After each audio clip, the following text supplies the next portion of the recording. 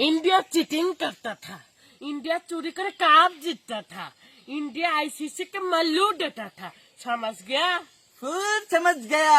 বলছি দাদারা, এই যে ইন্ডিয়ান দাদারা, বিশ্বাস করুন এতদিন যে ইন্ডিয়া চিটিং করতা থা, ইন্ডিয়া চুরি করে কাপ জিতা থা, ইন্ডিয়া ऐसे के मल्लू देता था, এইসব কথা বলেছি না দাদা। বিশ্বাস করুন, আপনাদের দিব্যি খেয়ে বলছি, বিশ্বাস করুন, কাকার কান ধরে বলছি, বিশ্বাস করুন, এই জাস্ট এন্টারটেইন ছিল দাদা, বিশ্বাস করুন। আমি এইসব ফাজলামি করে একটু ভিডিও বানাই, ফানি ভিডিও বানাই, যাতে মানুষজন একটু হাসাহাসি করে। ছোটবেলা থেকে বেশি কিছু চাইনি, বিশ্বাস করুন, শুধু চেয়েছি মানুষকে একটু হাসাতে চেয়েছি, হাসানোর জন্য আপনাদের দেশের ক্রিকেট নিয়ে, শুধু আপনাদের দেশের ক্রিকেট না, আমাদের বাংলাদেশের ক্রিকেট নিয়েও কিন্তু আমি এন্টারটেইন ভিডিও বানাই দাদা। আপনারা খেপে খুপে আমাকে তো ঘুম পাড়তে দিচ্ছেন না, সকাল দুপুর সন্ধ্যে রাত কোনো বেলাতে আমাকে ঠাই দিচ্ছেন না, ফোন দিয়ে থ্রেট মারছেন দাদা, বলছেন ভেঙে ফেলবো, গুঁড়ো গুঁড়ো করে ফেলবো বে, তুই মানুষ চিনিস বে, খেয়ে ফেলবো, আর কি সব মানে খিস্তি দিচ্ছেন দাদা। ওইসব খিস্তি শুনে আমি ক্লান্ত হয়ে গেছি, বিশ্বাস করুন।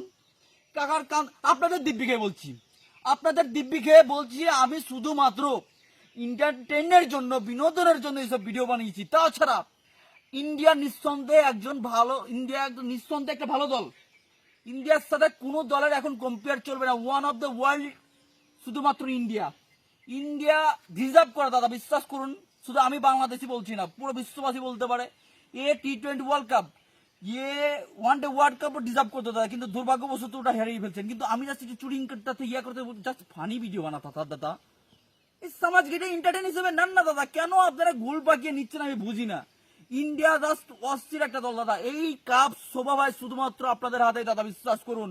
একদম দিব্যি খেয়ে বলছি, এইসব ভিডিও জাস্ট এন্টারটেইনের জন্য বানানো। যাই হোক, যাদের মনে আমি কষ্ট দিয়েছি, যারা আমাকে খিস্তি দিচ্ছেন দাদা, বিশ্বাস করুন, এবারের মতো আমাকে ক্ষমা করে দিন, এবারকার মতো টপকে দিন। আমি আর এই ধরনের খিস্তি মারবো না, খিস্তি কি, আমি এই ধরনের কোচা দিয়ে চিটিং চুটিং এসব বলবো না, বুঝছেন দাদা। আমার ফোন আস্তে আস্তে আমি জ্বালায় পড়ে একদম শেষ হয়ে যাচ্ছি, বুঝলেন কাকা? অত পকর করিস নি তো, মনে হচ্ছে মলম বেশ ফিরাইছি। আসল কথাটা ক দাদা। কাকা তুই বলে দে না।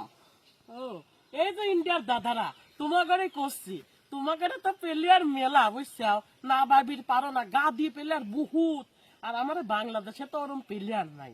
মনে হচ্ছে কয়দিন পরে যে ধান লাগানি লাগবে না, বুঝছাও, সত্য তাই করছি তোমাকে প্লেয়ার করে হাওলাত দাও দাদা, হাত জোর করে বলছি। লিটন, সৌম্য, শান্ত, লিটন, এইসব লাগে ধান লাগা খাবে, বুঝলেন তো। আর আপনাদের এইসব, এই সূর্য কুমার যাদব, তারপরে শুভমান গিলকে আমাদেরকে কোনো মতো একটু দেওয়া যায়? আপনারা তো ওকে রাখছেন না। যদি আমাদের বাংলাদেশে কয়েকটা 3-4টা ব্যাটিং আপাতত টপতর আমাদেরকে দিয়ে দেন দাদা, আমরা কিন্তু একটু টপ করতে পারি, মানে খেলা ভালোভাবে করতে পারি, বুঝলেন তো। তো এটাই। আর সবশেষে একটা কথাই বলতে চাই দাদা, বিশ্বাস করুন, সবকিছু খেলা নিয়ে যেসব চিটিং মিটিং বলেছি, সব এন্টারটেইনিং ছিল। যাদের মনে কষ্ট দিয়েছি, যারা আমাকে খিস্তি দিচ্ছেন, তারা আমাকে ক্ষমা করে দিবেন নাকি দাদা। সবাই ভালো থাকবেন, আমার জন্য দাদা প্রার্থনা করবেন যেন আমি আপনাদের এভাবে বিনোদন দিতে পারি। শেষ কথা, আর কয়েকটা প্লেয়ার যদি ধার দেওয়া যায় আমাদেরকে ধার দিবেন। ভালো থাকবেন দাদা।